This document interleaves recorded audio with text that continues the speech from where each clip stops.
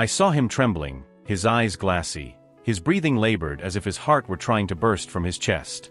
My dog was collapsing in front of me, and all because of a piece of chocolate that I never thought could be so deadly. At that moment, I thought I was going to lose him. And the worst part is that I was the one who inadvertently put him at risk. If you love your dog as much as I do, stay until the end, because what I'm about to tell you could literally save yours.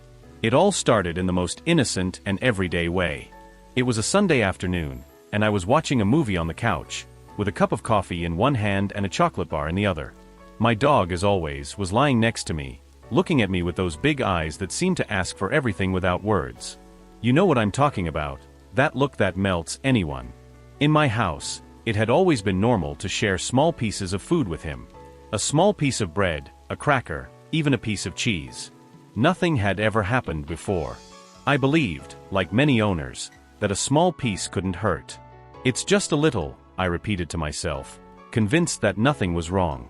That afternoon, in the middle of the movie, without thinking much about it, I offered him a piece of my chocolate. He devoured it happily, wagging his tail. I had no idea that this gesture, so common and seemingly harmless, would trigger one of the most terrifying moments of my life. What happened to me can happen to anyone. It's so easy to fall into the trap of thinking that if we eat it, they can too. But that's not the case.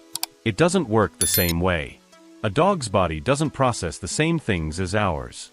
And sometimes, what is a pleasure for us can be pure poison for them.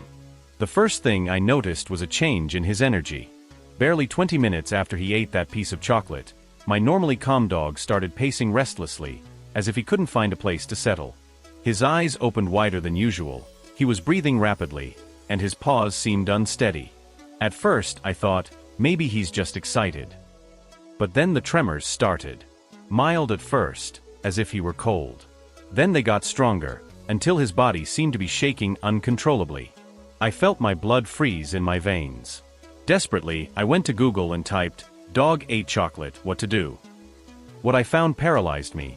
Chocolate contains theobromine and caffeine, two substances that a dog's body can't metabolize like ours.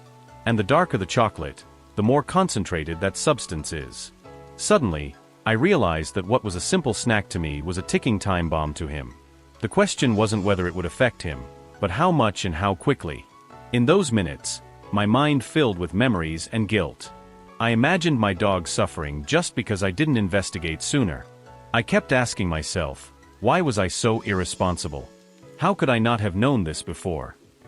Meanwhile, he continued to get worse. He thrashed, panted heavily, paced in circles, and then vomited a thick liquid that smelled like chocolate. That's when I realized he was poisoned. I scooped him up in my arms and ran to the car. I'll never forget the feeling of his body shaking against my chest, the sound of his nails scraping my arm, and his expression, that mix of confusion and pain that seemed to ask me, what's happening to me? At the vet clinic, I was treated immediately. They gave him an 4-drip medication to induce vomiting and control his seizures. The vet was clear. Dark chocolate and pure cocoa are the most lethal. Symptoms can appear within 6 to 12 hours, but in some cases, like my dog's, they are almost immediate. There is no antidote. Only emergency treatment can save them. I sat in the waiting room, replaying every mistake, every second in my head. Guilt consumed me.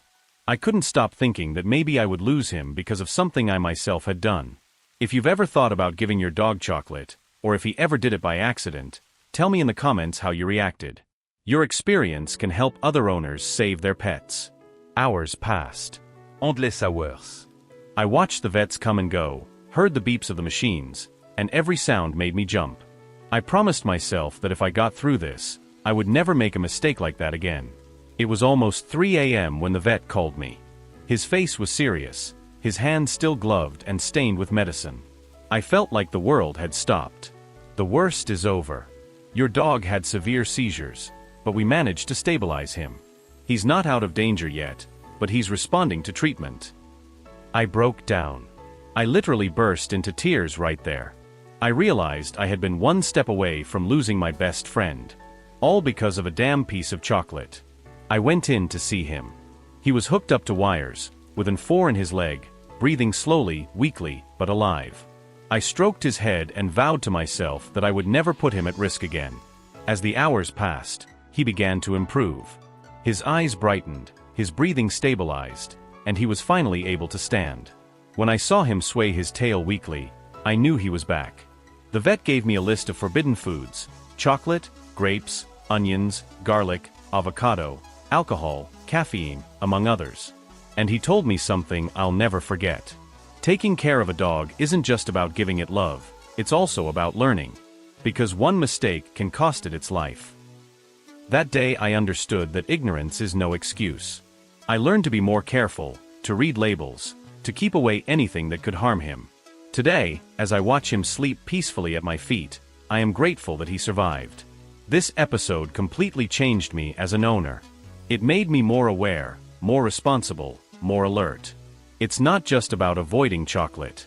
It's about understanding that our dogs trust us blindly. They can't tell what's bad for them.